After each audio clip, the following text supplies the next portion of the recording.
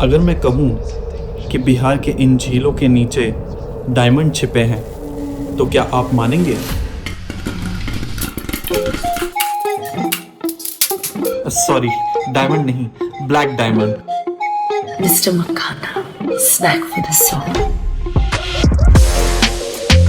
Nikhil Kamath posted about how the Made in India makhana is becoming a superfood for the world. Even Anand Mahendra echoed that sentiment. Globally, makhana is being positioned as a superfood, really rich in calcium and a healthy alternative to popcorn.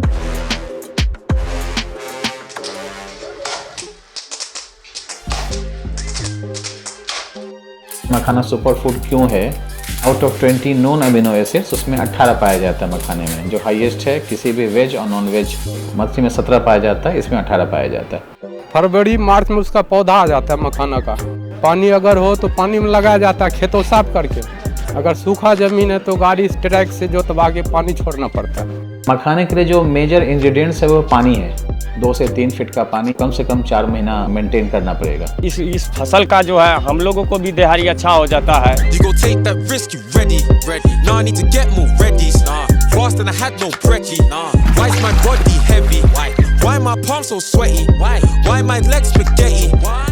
पकने के बाद मखाना निकाला जाता है पानी के नीचे से। सांस रोक के हाथ से कम करना पड़ता है, जैसे झाड़ू आंगन में मारता है वैसे मारते हैं हाथ से। जमीन के नीचे सांस रोक के पानी के नीचे जाने पड़ता है। इसमें 4 घंटा 10 घंटा जो डूबने पड़ता है डूबते हैं। कोई किसान बेच देता है या कोई अपना फोड़ी बैठाया हुआ है तो फोड़ी में लावा फरवाता है। जो लावा होता है ना वो बेच देते हैं, चाहे यहाँ आके ले जाता है या हमको लेके जाना पड़ता है वहाँ बेचने के लिए। बाहर दिल्ली तक का भी आदमी यहाँ आता है लेके जाता है। मखाना उत्पादन से ग्रामीण रोजगार बढ़ा है और किसानों की आमदनी दोगुनी हो रही है। जुलाई फर्स्ट वीक से इसका प्रोडक्शन आने लगता है। लेकिन कमजोर इंफ्रास्ट्रक्चर जैसे कि स्टोरेज, प्रोसेसिंग यूनिट्स का ना होना और फ्लेवर्ड मखाने पे हायर टैक्स होना किसान और प्रॉफिट के बीच आ रही थी। जब से नए बायर्स आए तो उनके लिए शेप साइज बहुत महत्व रखता था।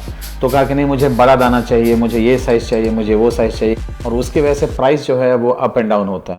केंद्र सरकार ने कल ही राष्ट्रीय मखाना बोर्ड की स्थापना के लिए नोटिफिकेशन जारी कर दिया है।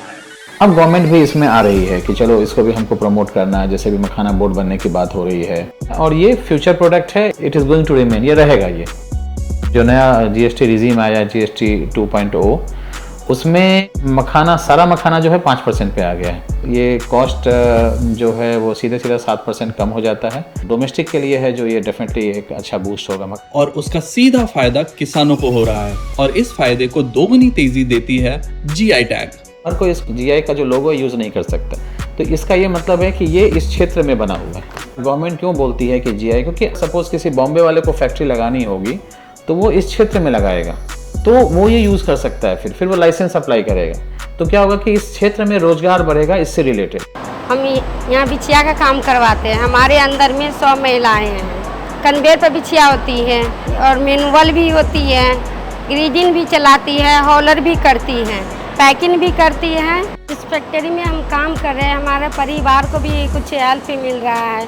जीआई टैग से हो रही है सही मखाने की पहचान। नेक्स्ट जेन जीएसटी रिफॉर्म से किसान भर रहे हैं विकास की उड़ान। आत्मनिर्भरता की डगर हो रही है आसान। And last but not the least, Mithila का मखान और देश भर में बखान।